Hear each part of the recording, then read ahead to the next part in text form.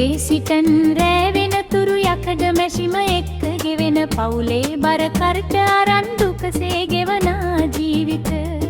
වෙහෙස වෙලා වැඩ කරලා ඩොලර් ගෙනත් එන්නේ රටට ගාමන්කාරියෝ කියලා කතා ගෙතුවේ ඇයිද අපට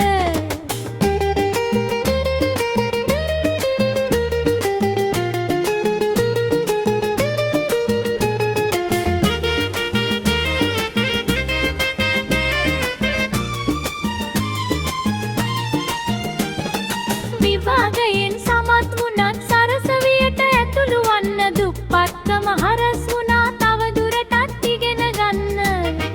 අසරණ මව්පියෝ දෙදෙනා දුකක් නොදී බලා ගන්න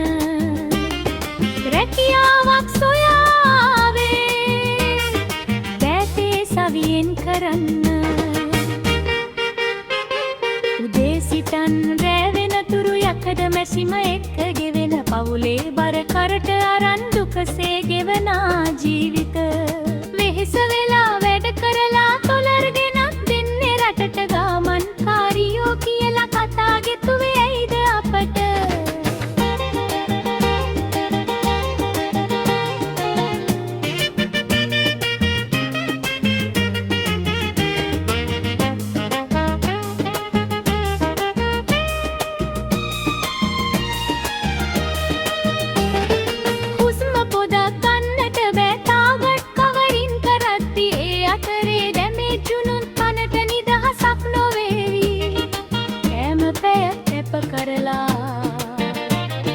සමහරදා වැඩ කරන්නේ